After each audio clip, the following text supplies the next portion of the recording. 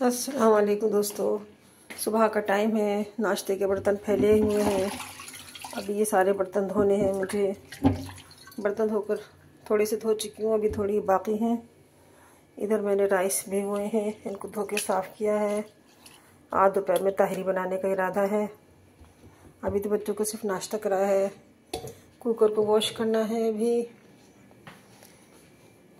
इधर ताहरी का सामान तैयार कर रही हूँ। आलू छीले हैं, प्याज छीली है, इसकी भी कटिंग करनी बाकी है। रात थोड़ा ये फ्रूट्स वगैरह लाई थी, अभी उठाकर इनको जगह पे रखना है। रात उमर बहुत ज़्यादा परेशान कर रहा था। रात के 4 बजे जाकर उमर सोया है, उसके बाद कहीं जाकर मैं सोई थी। ऑटिस्टिक बच्चों के साथ बहुत प्रॉब्लम होती है। मेडिसिन की दवा देने के बावजूद भी वो बहुत लेट नाइट सोता है। अक्सर मुझे 4 बज जाते हैं, कभी कभी तो 7 या 8 भी बजा देता है, नींद नहीं आती। असल में उसका अभी एडमिशन वगैरह भी हमने कहीं नहीं कराया है। वो जाता था थेरेपी सेंटर, लेकिन पिछले साल से कुछ घर की ऐसी प्रॉब्लम्स आई कि उसका वो सेंटर भी बंद हो गया। वहाँ भी नहीं जा पा रहा है बेचारा, तो घर में ही रहता है, इसलिए वो और भी ज़्यादा परेशान करता है। अब सोच रहे हैं इस साल उसका फिर से एडमिशन करा दिया जाए सेंटर में, ताकि वो दोपहर में सेंटर में रहा करे, तो फिर मैं पीछे से कुछ कर सकती हूँ। वरना उसके रहते हुए तो मैं कोई अपनी वीडियो वगैरह भी रिकॉर्ड नहीं कर पाती हूँ, क्योंकि पीछे से ना वो बहुत आवाज़ें निकालता है अलग अलग तरह की, तो बहुत डिस्टर्ब होता है उसकी वजह से। बस बहुत ज़्यादा प्रॉब्लम्स माँ को ज़्यादा फेस करनी पड़ती हैं। करते तो खैर बाप भी हैं, बाप के बगैर तो कोई चारा ही नहीं है, लेकिन माँ बस ऑटिस्टिक बच्चे की माँ कैसी होती है या तो उसका अल्लाह जानता है, या फिर बस वो माँ जानती है। एक एक लम्हा मैं किस तरह गुजारती हूँ उसके साथ, कितनी प्रॉब्लम्स झेलनी पड़ती हैं, क्योंकि टॉयलेट ट्रेनिंग भी नहीं हो पाई है उसकी, और नींद का भी बहुत मसला है। माशाल्लाह से अब वो 10 साल का होने वाला है, लेकिन लगता है बस अभी वो 2 ईयर का बेबी है।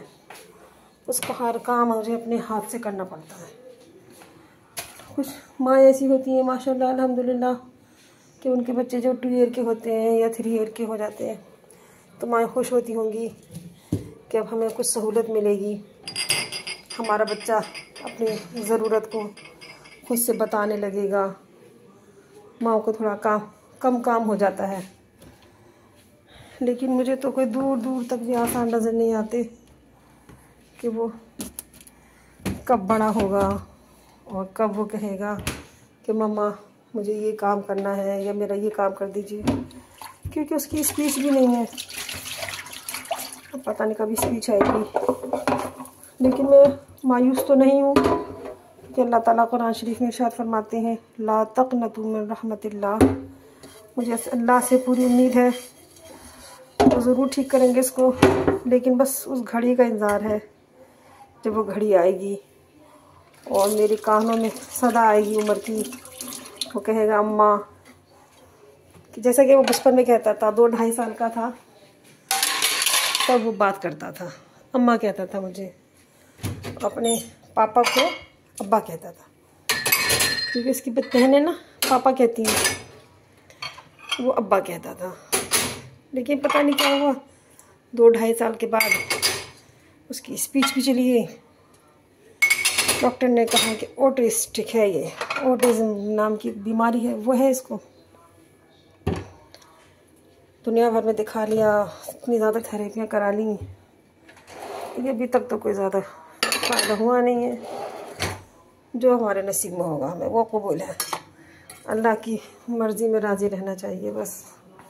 अल्लाह ने हमारे नसीब में ऐसे ही बच्चा लिखा था, तो ऐसा ही से थोड़ा सब्र कर लेंगे तो जीना आसान हो जाएगा, वरना जीना बहुत मुश्किल।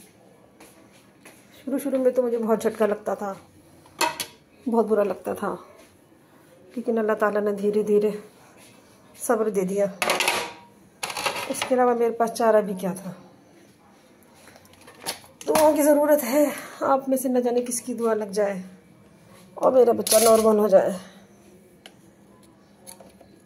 मेरी अम्मी, मेरी सास बस हर वक्त दुआओं में लगी रहती हैं। ये असल में हुआ भी बहुत ज़्यादा दुआओं से था। इसकी 2 बहनें मौजूद थी माशाल्लाह अल्हम्दुलिल्लाह। लेकिन जैसा कि सबको होता है, नबियों ने भी दुआ की है औलाद नबीना की। हम भी करते थे, हमारे वालिदैन भी करते थे। अल्लाह ताला ने बेटा अता फरमाया। बहुत खुश हमारी फैमिली, ससुराल में, मेरे मैके में हर कोई इतना खुश था बेइंतहा। लेकिन अल्लाह ताला का तो कुछ और ही मंजूर था। मेरे साथ तो कुछ और ही होने वाला था। वो मेरी खुशी सारे मेरे दुखों में, गमों में तब्दील हो गई। पल पल आंसू। जब पता चला कि ये ऑटिस्टिक है, समझ ही नहीं आया था ये डॉक्टर क्या कह रहे हैं, क्या होता है ये।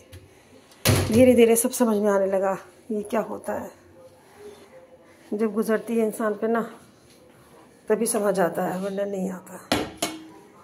बहरहाल हमें भी आ गया समझ। अब गुजार रहे हैं ज़िंदगी इसी तरह, कभी हंस के, कभी रो के, कभी परेशान हो के, कभी एक दूसरे से अपना गम बांट के, बस ऐसे ही गुजार रहे हैं। अल्लाह ताला ऐसे ही गुजार दे। असल में मैं यहाँ सऊदी अरब में रहती हूँ। पहले मैं उधर अलीगढ़ में अपने ससुराल में रहती थी, तो ससुराल वालों की ज़रा हेल्प रहती है।